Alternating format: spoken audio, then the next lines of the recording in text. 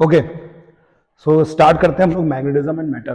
ठीक है, मैग्नेटिज्म और मैटर में बिल्कुल आपको याद रखना है क्या क्या है। आप चाहे तो लिख भी सकते हैं, थोड़ा धीमे ही पढ़ाऊंगा आपको और ख़त्म भी कर देंगे जल्दी। दोनों ही बातें होंगी, धीमे भी पढ़ेंगे ख़त्म भी कर देंगे जल्दी। तो हेडिंग डाल लेते हैं magnetism and matter, 5th chapter है ये। मुझे नहीं लगता कि जो मैं पढ़ाऊंगा इसके बाहर से कुछ आना चाहिए, फिर भी कुछ आ जाए तो आई एम नॉट रिस्पॉन्सिबल। कुछ नहीं आएगा, सब पढ़ा दूंगा मैं। मैग्नेटिज्म एंड मैटर, ठीक है। तो अब मैग्नेटिज्म एंड मैटर में देखिए क्या है। सबसे पहले हम इसकी टेक्स्ट बुक डाउनलोड कर लेते हैं। तो मैग्नेटिज्म एंड मैटर में आपको सबसे पहले एनालॉग्स के बारे में पढ़ना है कि ये इलेक्ट्रोस्टैटिक से मैच करता है चैप्टर, याद रखिएगा। ये चैप्टर इलेक्ट्रोस्टैटिक से मैच करता है।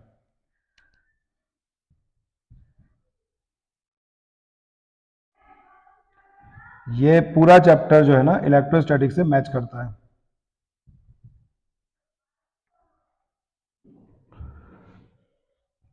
तो इसमें कुछ एनालॉग्स हैं, वो देख लेते हैं सबसे पहले।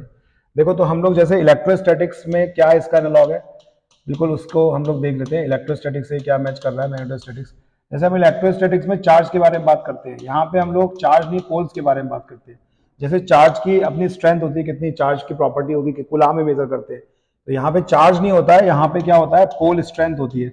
और पोल स्ट्रेंथ को हम लोग छोटे, इसे चार्ज को हम लोग क्यू से करते हैं, पोल स्ट्रेंथ को हम लोग किससे करते हैं, छोटे एम से डिनोट करते हैं। और इसकी जो यूनिट हो जाती है वो हो जाती है एम्पियर इंटू मीटर स्क्वायर। ठीक है, जैसे हम लोग इलेक्ट्रोस्टैटिक्स पढ़ते हैं वहां पे इलेक्ट्रिक फील्ड इंटेंसिटी होती है, यहाँ पे मैग्नेटिक फील्ड इंटेंसिटी होती है। तो यहाँ पे पूरी चीजें किससे एनालॉग करती हैं, आपकी इलेक्ट्रोस्टैटिक्स चैप्टर से एनालॉग करती हैं। ठीक, इलेक्ट्रोस्टैटिक चैप्टर से मैच करती है। तो जैसे यहाँ पे इलेक्ट्रिक फील्ड इंटेंसिटी होती है, इलेक्ट्रिक फील्ड इंटेंसिटी का मतलब क्या होता है, इलेक्ट्रिक फील्ड इंटेंसिटी का मतलब क्या होता है, इतना तो पता ही होगा फर्स्ट चैप्टर में। E equals to F upon Q naught, E equals to F upon Q naught. और यहाँ पे होती है मैग्नेटिक फील्ड इंटेंसिटी। और मैग्नेटिक फील्ड इंटेंसिटी क्या होता है, मैग्नेटिक फील्ड इंटेंसिटी होता है B equals to, magnetic field intensity क्या चीज होती है, it is B equals to F upon M. Pole strength आ जाता है, चार्ज की जगह पोल स्ट्रेंथ, तो यूनिट भी हो जाती है newton upon ampere into metre. ये हम लोगों ने 4th चैप्टर में बात कर ली थी, या टेस्ला या फिर वेबर अपॉन मीटर स्क्वायर, इस तरह से इसकी यूनिट भी हो जाती है। तो ये इलेक्ट्रोस्टैटिक्स रहता है, यहाँ पे मैग्नेटोस्टैटिक्स रहता है। ठीक है, तो ये चार्ज है, यहाँ पर चार्ज रहता है, यहाँ पे पोल स्ट्रेंथ, यहाँ पे इलेक्ट्रिक फील्ड इंटेंसिटी, यहाँ पे मैग्नेटिक फील्ड इंटेंसिटी, ये सब चीजें रहती है। अब इसको एनालॉग करते हैं हम लोग और चीजें समझते हैं कि किस तरीके से रहेगा यहाँ पे। देखो, सबसे पहले तो मैग्नेटिज्म एंड मैटर में अगर आप इंट्रोडक्शन देखो, इसमें फालतू की बातें लिखी हुई है। ये बताया है कि मैग्नेट वर्ड कहाँ से आया है, ग्रीस से आया है, मैग्नीशिया से। मैग्नेटिक ओर डिपॉजिट मिले थे वहां पे 300 BC में, छोड़िए इसको। फिर मैग्नेट की कुछ प्रॉपर्टीज बताई गई हैं। ये बताया गया है कि अर्थ जो है एक मैग्नेट की तरह बिहेव करती है, और उसकी जो डायरेक्शन लेते हैं, हॉरिजेंटल कंपोनेंट की डायरेक्शन होती है south pole to north pole. ठीक है, इसलिए अप्रोक्सीमेट वर्ड यूज किया गया है। और अर्थ की जो पूरी मैग्नेटिज्म है, एंगल ऑफ डिप वगैरह, वो सिलेबस से हटा दिया है, तो उसको हमें नहीं देखना है। फिर एक बार मैग्नेट को हम लोग अगर फ्रीली सस्पेंड करते हैं, तो जो हिस्सा अर्थ के ज्योग्राफिकल नॉर्थ की तरफ पड़ता है नियरली, उसको हम लोग नॉर्थ पोल बोलते हैं, जो साउथ की तरफ पड़ता है उसको साउथ पोल बोलते हैं। सब बातें आपको पता है। मैग्नेट के लिए रिपल्सन होता है मैग्नेट में, जबकि आयरन के साथ अट्रैक्शन भी हो सकता है, तो हम बोलते हैं repulsion is the sure test for magnetism. यानी कि अगर कोई चीज रिपेल कर रही है तो पक्का वो मैग्नेट है, अगर अट्रैक्ट कर रही है तो वो आयरन पीस भी हो सकता है मैग्नेट के साथ। ठीक है, अगर हम मैग्नेट को दो पीसेस में कट कर दें तो मोनोपोल्स एग्जिस्ट नहीं करते उसके। ठीक है, इसके मोनोपोल्स कभी भी एग्जिस्ट नहीं करते, मैग्नेट हमेशा डाइपोल की स्टेट में मिलता है। ये सब बातें हैं। फिर बार मैग्नेट की प्रॉपर्टीज है, मैग्नेटिक फील्ड लाइंस के बारे में है। इसके बाद ना आखिरी में जाके मैग्नेटिक सब्सटेंसेस के बारे में, तो पहले हम उसको डिस्कस कर लेते हैं, उसके बाद ये सब चीजें देख लेंगे। तो मैग्नेटिक सब्सटेंस 3 प्रकार के होते हैं। तो सबसे पहला सब्सटेंस होता है मैग्नेटिक सब्सटेंस में, और वो होता है हमारा डायमैग्नेटिक सब्सटेंस।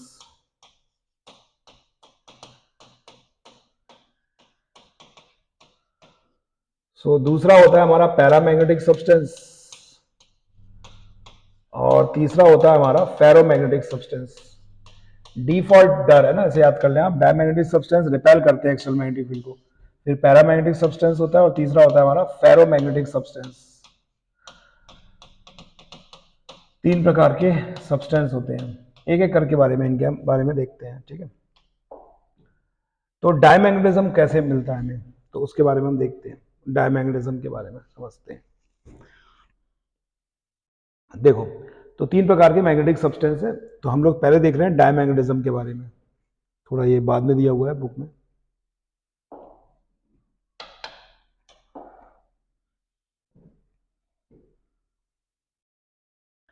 ये शायद पुरानी बुक आ गई है, नई बुक तो शायद चेंज हो गई थोड़ी। चलो, तो डायमैग्नेटिक सब्सटेंस क्या होते हैं? वो सब्सटेंस होते हैं जिनमें टेंडेंसी होती है स्ट्रॉन्गर मैग्नेटिक फील्ड से वीकर मैग्नेटिक फील्ड की तरफ जाने की उनमें टेंडेंसी होती है। यानी कि ये जो है रिपेल करते हैं, डायमैग्नेटिक सब्सटेंसेस जो होते हैं एक्सटर्नल मैग्नेटिक फील्ड को रिपेल करते हैं। तो ये कैसे अराइज होते हैं इसके बारे में भी हम देखते हैं, कैसे इनमें अंदर डायमैग्नेटिज्म की प्रॉपर्टी आती है, इनको हम समझने की कोशिश करते हैं।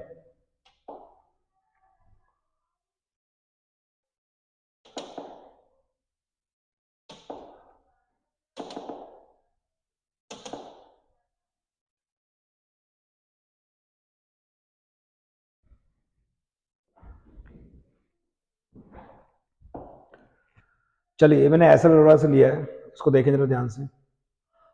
सो डायमैग्नेटिक सब्सटेंस, पैरामैग्नेटिक सब्सटेंस और फेरोमैग्नेटिक सब्सटेंस के बारे में हम लोग डिफरेंस देख रहे हैं तीनों के बीच में। ठीक है, तो देखो डायमैग्नेटिक सब्सटेंस के बारे में क्या लिखा है कि they are feebly repelled by magnets. ये एक्सटर्नल मैग्नेटिक फील्ड के द्वारा रिपेल्ड होते हैं। They acquire feeble magnetism in the opposite direction of magnetising field. तो जो बाहर की मैग्नेटाइजिंग फील्ड, जो बाहर से एक्सटर्नल मैग्नेटिक फील्ड लगी है, उसके अपोजिट डायरेक्शन में ये फीबली मैग्नेटाइज्ड हो जाते हैं। और ये कहां से कहां जाने की कोशिश करेंगे? That tends to move slowly from stronger to weaker side of the magnetic field. और ये अपने आप को परपेंडिकुलर अरेंज कर लेते हैं मैग्नेटिक फील्ड में, एक्सटर्नल मैग्नेटिक फील्ड में। तो ये सारी बातें इनको समझ लेते हैं हम लोग एक करके। सपोज हमारे पास कोई एक डायमैग्नेटिक सब्सटेंस है, तो डायमैग्नेटिक सब्सटेंस के पास क्या होता है? पेयर्ड इलेक्ट्रॉन होते हैं। डायमैग्नेटिक सब्सटेंस के पास, हर एक एटम के पास पेयर्ड इलेक्ट्रॉन होते हैं। ठीक है ना, पेयर्ड इलेक्ट्रॉन्स क्या होते हैं इनके पास? पेयर्ड इलेक्ट्रॉन्स होते हैं। अब हम लोग पेयर्ड इलेक्ट्रॉन्स देख रहे हैं, एक ही एटम के दो इलेक्ट्रॉन को अलग अलग जगह देख रहे हैं। याद रखना, ये दोनों इलेक्ट्रॉन एक ही एटम के हैं और हम अलग अलग प्लेस पर इनको देख रहे हैं। तो सपोज हमारे पास ये एक इलेक्ट्रॉन ऐसे मूव कर रहा है और ये दूसरा इलेक्ट्रॉन ऐसे मूव कर रहा है। ठीक है, एक क्लॉकवाइज मूव कर रहा है, जिसकी वजह से इलेक्ट्रॉन क्लॉकवाइज मूव कर रहा है, तो उसका जो करंट होगा वो एंटी क्लॉकवाइज होगा। ठीक है, करंट एंटी क्लॉकवाइज है। और इसका इलेक्ट्रॉन एंटी क्लॉकवाइज मूव कर रहा है, तो इसकी वजह से जो करंट है वो क्लॉकवाइज होगा। ठीक, अब ये दोनों एटम तो एक ही है, दोनों इलेक्ट्रॉन एक्सटर्नल मैग्नेटिक फील्ड के इन्फ्लुएंस में भी नहीं है। तो जब ये इलेक्ट्रॉन घूमते हैं, तो घूमता हुआ इलेक्ट्रॉन एक मैग्नेटिक डायपोल मूवमेंट क्रिएट करता है, और उस मैग्नेटिक डायपोल मूवमेंट की वैल्यू होती है EVR/2। ठीक है, बिकॉज दोनों इलेक्ट्रॉन की वेलोसिटी शुरुआत में इक्वल होगी, तो नेट मैग्नेटिक मूवमेंट जीरो हो जाएगा। तो याद रखेंगे, in absence of external magnetic field, in absence of external magnetic field, दोनों का मैग्नेटिक डायपोल मूवमेंट दोनों इलेक्ट्रॉन का इक्वल होकर कैंसिल आउट हो जाता है, और नेट मैग्नेटिक मूवमेंट क्या हो जाएगा? जीरो हो जाएगा। ये नेट मैग्नेटिक मूवमेंट जीरो हो जाता है। तो कोई भी परमानेंट डायपोल मूवमेंट क्रिएट इसके अंदर, मैग्नेट के अंदर नहीं होगा। ठीक है, क्योंकि दोनों की वेलोसिटी अभी सेम है। ठीक, लेकिन जैसे हम यहाँ पर एक एक्सटर्नल मैग्नेटिक फील्ड देंगे, सपोज हमने यहाँ पर एक नॉर्थ पोल दिया इस तरीके से, और यहाँ एक साउथ पोल है। अभी under the influence of external magnetic field आ चुका है। एक्सटर्नल मैग्नेटिक फील्ड की डायरेक्शन है नॉर्थ से साउथ। ठीक है, ऊपर से नीचे। अब समझने की कोशिश करना, सपोज एक्सटर्नल मैग्नेटिक फील्ड ऊपर से नीचे है, तो फ्लेमिंग का लेफ्ट हैंड रूल लगा रहा हूँ, इलेक्ट्रॉन पे कुछ फोर्स लगेगा, क्योंकि मूविंग चार्ज पार्टिकल पे एक्सटर्नल मैग्नेटिक फील्ड में फोर्स लगता है, जिसके बारे में हम लोगों ने फोर्थ चैप्टर में पढ़ा है। तो मैग्नेटिक फील्ड नीचे है इस तरीके से, ये मैग्नेटिक फील्ड है। अच्छा, सपोज अगर ये इलेक्ट्रॉन इधर जा रहा है, तो इसका करंट इधर जा रहा होगा। ठीक है, तो इस पे बाहर की तरफ, बिकॉज मैंने ऐसे हॉरिजेंटली लिया है, तो बाहर की तरफ फोर्स लगेगा, ये बाहर की तरफ फोर्स लगेगा। देखो, मैग्नेटिक फील्ड नीचे है, करंट इधर है, तो बाहर की तरफ फोर्स लगेगा। अब जो ये बाहर की तरफ फोर्स लगेगा, ये इसके इलेक्ट्रोस्टैटिक फोर्स के जस्ट अपोजिट डायरेक्शन में लगेगा, तो इस इलेक्ट्रॉन की वेलोसिटी कम हो जाएगी। ठीक है, तो इसकी वेलोसिटी शुरुआत से कम हो जाएगी, क्योंकि ये मैग्नेटिक फोर्स इलेक्ट्रोस्टैटिक फोर्स के अपोजिट लग रहा है, तो नेट फोर्स कम हो जाएगा। और यही फोर्स वो सेंट्रीपिटल फोर्स प्रोवाइड कर रहा था। अगर सेंट्रीपिटल फोर्स जो प्रोवाइड कर रहा है वही कम हो गया, तो मैग्नेटिक डायपोल मोमेंट भी कम हो जाएगा। सेंट्रीपिटल फोर्स से अगर हम हो तो वेलोसिटी कम हो जाएगी। वेलोसिटी, वो मैंने गलत बोल दिया, डायरेक्ट बोल दिया। सेंट्रीपिटल फोर्स कम हो गया तो वेलोसिटी कम हो जाएगी, और वेलोसिटी कम हो जाएगी तो मैग्नेटिक डायपोल मोमेंट भी कम हो जाएगा। तो इसका मैग्नेटिक डायपोल मोमेंट कम हो गया। ठीक है, इसका मैग्नेटिक डायपोल मोमेंट कम हो गया। अच्छा, अब देखो,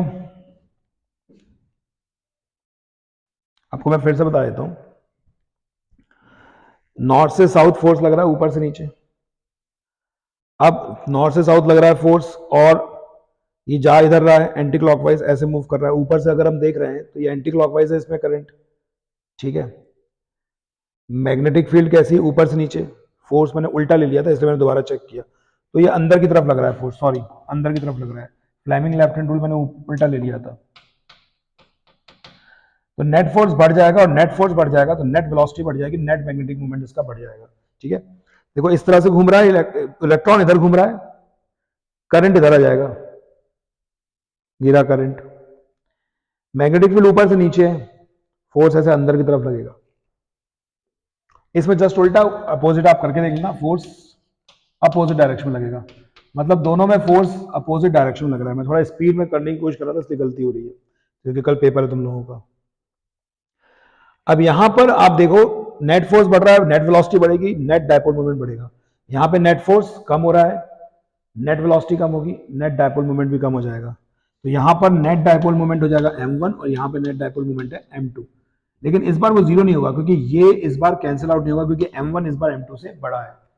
तो इस बार जो नेट है वो जीरो नहीं होगा। किसकी डायरेक्शन में हो जाएगा, m1 की डायरेक्शन में हो जाएगा। अब m1 की डायरेक्शन समझते हैं क्या। ये एक्सटर्नल मैग्नेटिक फील्ड नॉर्थ से साउथ, जब ये एंटी क्लॉकवाइज घूमेगा तो ये भी अपनी एक मैग्नेटिक फील्ड क्रिएट करेगा, जिसकी ये डायरेक्शन नॉर्थ होगी। ऊपर भी नॉर्थ पोल है, ये भी नॉर्थ पोल है, तो ये इसको रिपेल करेगा।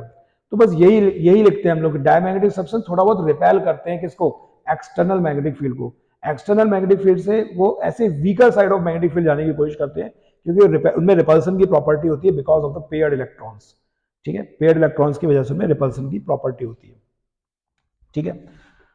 अब हम बात करते हैं पैरामैग्नेटिक सब्सटेंसेस की, पैरामैग्नेटिक सब्सटेंसेस की। पैरामैग्नेटिक सब्सटेंस, तो पैरामैग्नेटिक सब्सटेंस क्या होते हैं। पैरामैग्नेटिक सब्सटेंस ऐसे सब्सटेंस होते हैं जो कि मैग्नेटिक फील्ड की डायरेक्शन में अट्रैक्ट होते हैं, ठीक है। मैग्नेटिक फील्ड की डायरेक्शन में जाना चाहते हैं, अपने आप को अलाइन कर लेते हैं एक्सटर्नल मैग्नेटिक फील्ड के साथ, ठीक है। So they are feebly attracted by magnets, देखा ना ये, they are feebly attracted by magnets, ठीक। They are feebly attracted by magnets because they acquire a feeble magnetism in the direction of the magnetising field. जो बाहर से magnetising field दे रहे हैं उसकी डायरेक्शन में फीबली अपने आप को, अब उसके सारे जो अपने आप को अलाइन कर लेते हैं, मैग्नेटाइजिंग फील्ड की डायरेक्शन में वो अलाइंड हो जाते हैं, एक इंटरनल मैग्नेटिक फील्ड अपने अंदर डेवलप कर लेते हैं। समझते हैं इस बात को। एक हमारे पास पैरामैग्नेटिक सब्सटेंस है। अब पैरामैग्नेटिक सब्सटेंस में क्या होते हैं, इनमें अनपेयर्ड इलेक्ट्रॉन होते हैं, अनपेयर्ड इलेक्ट्रॉन। अब अगर अनपेयर्ड इलेक्ट्रॉन होते हैं तो एक नेट डायपोल मोमेंट क्रिएट करेंगे डेफिनेटली। लेकिन क्या पूरे सब्सटेंस के पास डायपोल मोमेंट होता है, नहीं होता है। क्यों नहीं होता पूरे सब्सटेंस के पास डायपोल मोमेंट, क्योंकि रैंडम अरेंजमेंट होता है। जैसे मान लो एक इलेक्ट्रॉन ऐसे घूम रहा है क्लॉकवाइज, इसका डायपोल मोमेंट ऐसे क्रिएट होता है, कोई एंटी क्लॉकवाइज भी घूम रहा होगा, उसका डायपोल मोमेंट अपोजिट में क्रिएट हो जाएगा। तो यहाँ पे नेट डायपोल मोमेंट जीरो हो जाता है, नेट डायपोल मोमेंट क्या हो जाता है, जीरो हो जाता है। तो इसमें अनपेयर्ड इलेक्ट्रॉन होते हैं, नेट डायपोल मोमेंट इसका क्या होता है, जीरो होता है, ठीक है। नेट डायपोल मोमेंट जीरो हो जाता है जब एक्सटर्नल मैग्नेटिक फील्ड के एब्सेंट है। तो आप ये मान के चलिए कि यहां पे नेट डायपोल मोमेंट जीरो हो चुका है, ठीक है। अब आप इसको, एक एटम को एक बार मैग्नेट की तरह भी ट्रीट कर सकते हो। तो सपोज ये सब एक बार मैग्नेट की तरह ट्रीट हो रहे हैं, ठीक है। और इनका मैंने डायपोल मोमेंट शो कर दिया, जो आपको पता है south pole to north pole होता है इनका डायपोल। लेकिन ये रैंडमली अरेंज है, ठीक है, रैंडमली अरेंज है, याद रखिएगा, ये रैंडमली अरेंज है, बिल्कुल रैंडम अरेंजमेंट है इनमें, और इसलिए नेट डायपोल मोमेंट इनका भी जीरो है। लेकिन जब क्या होता है, जब एक्सटर्नल मैग्नेटिक फील्ड के इन्फ्लुएंस में आते हैं, तो आपको पता है अगर हम एक्सटर्नल मैग्नेटिक फील्ड के इन्फ्लुएंस में अगर किसी मैग्नेटिक डायपोल को रखते हैं तो उस पर टॉर्क लगता है, और उस टॉर्क का फॉर्मूला आप जानते हो, वो टॉर्क का फॉर्मूला होता है M B sine theta. Derivation नहीं आएगा सिलेबस में, लेकिन आप फॉर्मूला तो पता ही होना चाहिए, एम बी साइन थीटा। जैसे इसमें पी साइन थीटा होता है, इसमें एम बी साइन थीटा होता है। एम क्या होता है, मैग्नेटिक डायपोल मोमेंट, और थोड़ी देर बाद ये डायपोल अपने आप को अलाइन कर लेते हैं। किसकी डायरेक्शन में अलाइन कर लेते हैं, किसकी डायरेक्शन में अलाइन कर लेते हैं, ये अलाइन कर लेते हैं अपने आप को मैग्नेटिक फील्ड की डायरेक्शन में अलाइन कर लेते हैं, ठीक, मैग्नेटिक फील्ड की डायरेक्शन में अलाइन कर लेते हैं। तो देखो ये वाले तो डायपोल पहले से अलाइंड है, इनका तो net potential energy minus P cos theta के हिसाब से माइनस पी हो जाएगा, मिनिमम पोटेंशियल एनर्जी स्टेट में है ये। लेकिन ये डायपोल जो होंगे वो अपने आप को अलाइन कर लेंगे, ठीक है, ये डायपोल जो होंगे ये अपने आप को अलाइन कर लेंगे, ये डायपोल मोमेंट ऑसिलेट करके, ये जो डायपोल्स बन रहे हैं ऑसिलेट करके अपने आप को अलाइन कर लेंगे, ठीक है। अब जब ये अपने आप को अलाइन कर लेंगे तो इनके अंदर मैग्नेटिक फील्ड डेवलप हो जाएगी कि नहीं हो जाएगी? तो बिल्कुल इनके अंदर मैग्नेटिक फील्ड डेवलप हो जाती है, बस यही है। तो इनके अंदर मैग्नेटिक प्रॉपर्टी डेवलप हो जाती है और इसी को हम बोलते हैं पैरामैग्नेटिक सब्सटेंसेस। क्या बोलते हैं इनको हम लोग? पैरामैग्नेटिक सब्सटेंसेस, ठीक है। अब फेरोमैग्नेटिक सब्सटेंस क्या होता है? फेरोमैग्नेटिक सब्सटेंस क्या होता है? इसमें एक एटम नहीं होते जिनके पास अनपेयर्ड इलेक्ट्रॉन है, पूरी कॉलोनी होती है जिन्हें हम डोमेन्स कहते हैं। इन कॉलोनियों को हम डोमेन्स कहते हैं, डोमेन्स, ठीक है। अब क्या होता है, जैसे मान के चलो हमारे पास एक सब्सटेंस है, ये हमारे पास एक सब्सटेंस है, तो इसमें बहुत सारे डोमेन होंगे, डोमेन, कई सारे डोमेन होंगे और हर डोमेन में बहुत सारे एनसीईआरटी में दिया है 10⁻23 तक एटम्स मौजूद हो सकते हैं और सब में क्या होंगे, जैसे इसमें जितने एटम्स होंगे सबके पास अनपेयर्ड इलेक्ट्रॉन होंगे, इसमें सबके पास अनपेयर्ड इलेक्ट्रॉन होंगे। जैसे इसमें सारे इलेक्ट्रॉन एक ही डायरेक्शन में, इसमें सारे एटम्स में इलेक्ट्रॉन एक ही डायरेक्शन में घूम रहे होंगे, तो इसमें एक अच्छा खासा नेट मैग्नेटिक मूवमेंट होता है इसके पास। लेकिन क्या पूरा सब्सटेंस के पास नेट मैग्नेटिक मूवमेंट होता है? नहीं होता। इसमें सब्सटेंस के पास इसलिए नहीं होता क्योंकि फिर से यहाँ पे रैंडम अरेंजमेंट होता है, फिर से यहाँ पे क्या होता है? रैंडम अरेंजमेंट होता है, फिर से यहाँ पे क्या होता है? रैंडम अरेंजमेंट होता है। लेकिन फिर से अगर हम यहाँ पे एक्सटर्नल मैग्नेटिक फील्ड लगाएं तो यहाँ पे एक्सटर्नल मैग्नेटिक फील्ड के इन्फ्लुएंस में, एक्सटर्नल मैग्नेटिक फील्ड के इन्फ्लुएंस में क्या होता है कि इसके अंदर जितने भी ये डोमेन हैं जिनके dipole moment external magnetic field के डायरेक्शन में अलाइन नहीं है, वो भी स्विंगिंग इफेक्ट करते हैं, मतलब ऑसिलेट कर जाते हैं और वो भी उसी की डायरेक्शन में अलाइंड हो जाते हैं। तो यहाँ पे एक बहुत अच्छी मैग्नेटिक फील्ड डेवलप हो जाती है, यहाँ पे एक बढ़िया वाली मैग्नेटिक फील्ड डेवलप हो जाती है, इंटरनल मैग्नेटिक फील्ड बढ़िया वाली इसमें डेवलप हो जाती है। अब बिकॉज पूरे डोमेन्स, इसके अंदर बहुत अच्छी मैग्नेटिक फील्ड डेवलप हो जाती है, बहुत उससे भी अच्छी पैरामैग्नेटिक सब्सटेंसेस से अच्छी, तो they are strongly developed magnetic field in the direction of external magnetic field. तो इनकी टेंडेंसी डायमैग्नेटिक की जब अपोजिट है। डायमैग्नेटिक क्या करते हैं? दे डायमैग्नेटिक जो है वो they are feebly repelled by magnets, but ferromagnetic क्या है? They are strongly attracted by magnets, ये स्ट्रांगली अट्रैक्टेड है। और जबकि पैरामैग्नेटिक सब्सटेंसेस जो है वो फीबली अट्रैक्टेड है, मतलब कम अट्रैक्शन है उनमें। और अगर नॉन यूनिफॉर्म मैग्नेटिक फील्ड रखोगे तो ये तो स्ट्रॉन्गर से वीकर मैग्नेटिक फील्ड की तरफ जाना चाहेंगे, लेकिन ये दोनों वीकर से स्ट्रॉन्गर मैग्नेटिक फील्ड की तरफ जाना चाहेंगे, ठीक है। और अगर यूनिफॉर्म मैग्नेटिक फील्ड होगी, मान लो यूनिफॉर्म मैग्नेटिक फील्ड है, इस तरह से यूनिफॉर्म मैग्नेटिक फील्ड है, नॉर्थ पोल साउथ पोल, और आपने डायमैग्नेटिक सब्सटेंसेस रख दिया, तो अब वो कहीं स्ट्रॉन्गर, सभी जगह स्ट्रॉन्गर ही मैग्नेटिक फील्ड होगी, यूनिफॉर्म है, तो वो अपने आप को परपेंडिकुलर अलाइन कर लेंगे, इस तरीके से परपेंडिकुलर अलाइन कर लेंगे, ठीक है। तो स्ट्रॉन्गर मैग्नेटिक फील्ड में क्या कर लेंगे? वो अपने आप को परपेंडिकुलर अलाइन कर लेंगे। और वीकर मैग्नेटिक फील्ड में क्या करेंगे बताओ? वीकर मैग्नेटिक फील्ड में, weaker magnetic field, non uniform magnetic field में क्या करेंगे? वो स्ट्रॉन्गर से वीक मैग्नेटिक फील्ड की तरफ जाना चाहेंगे, डायमैग्नेटिक सब्सटेंस। और पैरामैग्नेटिक वीकर से स्ट्रॉन्गर मैग्नेटिक फील्ड की तरफ जाना चाहेंगे, ठीक है। ये हम एस्टर बुक निकाल लेते हैं। और फेरोमैग्नेटिक भी वही, वीकर से स्ट्रॉन्गर मैग्नेटिक फील्ड की तरफ जाना चाहेंगे। अब इनमें टेम्परेचर इफेक्ट होता है, वो मैं लास्ट में डिस्कस करूंगा क्योंकि सिलेबस से हटा दिया है। क्यूरीज लॉ आता है उनके, उसके ऊपर बेस, तो वो हम लोग बाद में डिस्कस कर लेते हैं। अब इनमें एक और बात देखो जरा,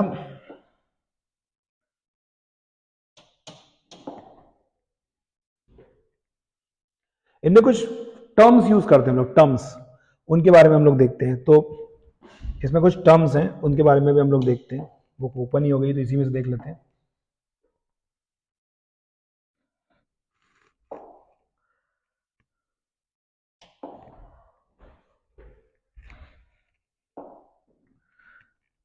तो ये समझ में आ गया, तीन तरह के सब्सटेंस होते हैं, डायमैग्नेटिक, पैरामैग्नेटिक और फेरोमैग्नेटिक। तो जो मैं आपसे कह रहा था कि पैरामैग्नेटिक सब्सटेंसेस की प्रॉपर्टी वाला, तो वो देख लेते हैं एक बार और। देखो, सबसे पहले हम बात कर रहे हैं डायमैग्नेटिक सब्सटेंसेस की। तो डायमैग्नेटिक सब्सटेंसेस में क्या होता है? डायमैग्नेटिक सब्सटेंसेस का ओरिजिन मैंने आपको बता दिया किस तरीके से होता है। पेड इलेक्ट्रॉन की वजह से उनके अंदर नेट डायपोल मोमेंट क्रिएट हो जाता है, पेड इलेक्ट्रॉन की वजह से। शुरुआत में रेंडमली सब कुछ अरेंज होता है, बाद में पेड इलेक्ट्रॉन की वजह से उनके अंदर नेट डायपोल मोमेंट क्रिएट हो जाता है। फेरोमैग्नेटिक की भी आपको मैंने थ्योरी बता दी, क्या होती है, डोमेन्स होते हैं, उसमें डोमेन्स होते हैं और वो डोमेन्स में इलेक्ट्रॉन्स रैंडमली अरेंज होते हैं, इलेक्ट्रॉन्स नहीं, एटम्स रैंडमली अरेंज होते हैं, लेकिन एक एक डोमेन में बहुत अच्छी मैग्नेटिज्म होती है और सारे जो डोमेन्स होते हैं वो रैंडमली अरेंज होते हैं। ठीक है, देखो डायमैग्नेटिक सब्सटेंस के बारे में देखो, डायमैग्नेटिक सब्सटेंस कहाँ जाना चाहते हैं, वीकर मैग्नेटिक फील्ड की तरफ जाना चाहते हैं। कहाँ जाना चाहते हैं, वीकर मैग्नेटिक फील्ड की तरफ जाना चाहते हैं। अब अगर मैं नॉन यूनिफॉर्म मैग्नेटिक फील्ड रख दूं, अगर पोल्स काफी दूर दूर है, मान लो डायमैग्नेटिक सब्सटेंस में पोल्स काफी दूर दूर है, ये कहाँ जाना चाहेंगे, वीकर मैग्नेटिक फील्ड। तो अगर पोल्स काफी दूर दूर है तो यहाँ नेट मैग्नेटिक मूवमेंट, तो यहाँ नेट मैग्नेटिक फील्ड तो बनेगी नहीं। अगर पोल्स काफी दूर दूर हैं तो सॉरी यहाँ पे दूर दूर है, दो केसेस लिए गए, ध्यान से देखो। डायमैग्नेटिक में एक केस में पोल्स पास पास है और दूसरे केस में पोल्स काफी दूर दूर है। अब ये जाना कहाँ चाहते हैं, वीकर मैग्नेटिक फील्ड की तरफ, स्ट्रॉन्गर से दूर भागते हैं। तो अगर पोल्स पास पास हैं तो यहाँ पे स्ट्रॉन्ग मैग्नेटिक फील्ड बनेगी, क्यों, क्योंकि दोनों के मैग्नेटिक मूवमेंट, दोनों की मैग्नेटिक फील्ड यहाँ जुड़ जाएगी, नॉर्थ पोल की और साउथ पोल की जुड़ जाएगी, स्ट्रॉन्ग मैग्नेटिक फील्ड। तो जहाँ स्ट्रॉन्ग मैग्नेटिक फील्ड होगी वो वहां पर नीचे डिप्रेशन आ गया, डायमैग्नेटिक सब्सटेंस से कम मिलेगा आपको, यहाँ ज्यादा मिल रहा है। जबकि यहां पर अगर आप ध्यान से देखोगे ये दोनों पोल्स दूर दूर हैं, अगर ये दोनों पोल्स दूर दूर हैं तो फिर जब पोल्स ही दूर है तो यहाँ पे इफेक्ट ही नहीं आएगा मैग्नेटिक फील्ड का, तो यहाँ मैग्नेटिक फील्ड वीक होगी। यहाँ मैग्नेटिक फील्ड होगी तो कुछ इस तरह से अरेंज कर लेंगे अपने आप को, जहां वीक होगी ना वहां डायमैग्नेटिक सब्सटेंस लेने की कोशिश करेंगे, जहां वीक होगी वहां पे। ठीक है,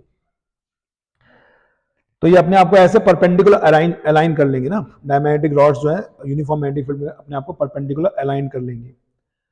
ठीक, और अगर हम इनकी मैग्नेटिक फील्ड लाइंस बनाएं तो ये इस तरीके से होंगी, ऐसे ऊपर से निकल जाएंगी मैग्नेटिक फील्ड लाइंस, ऐसी मैग्नेटिक फील्ड लाइंस ऐसे ऊपर से निकल जाएंगी, तो ये इनकी मैग्नेटिक फील्ड लाइंस ऊपर से निकल गई।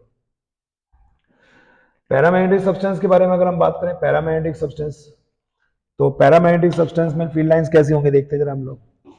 तो देखो डायमैग्नेटिक की तो फील्ड लाइंस कैसी थी, हमने कैसी देखी, ऐसे निकल गई, क्योंकि इन्हें मैग्नेटिक फील्ड पसंद ही नहीं है। ये डायमैग्नेटिक की थी, डायमैग्नेटिक सब्सटेंस की, और पैरामैग्नेटिक सब्सटेंस की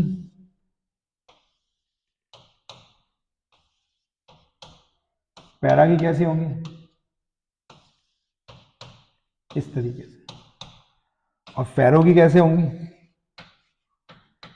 फेरो में और ज्यादा लाइंस निकल रही होंगी ऐसे, और ज्यादा ऐसे लाइंस निकल रही होंगी इस तरीके से, ये फेरो की मैग्नेटिक फील्ड है, और ज्यादा लाइंस अंदर से होकर निकल रही होंगी। पैरा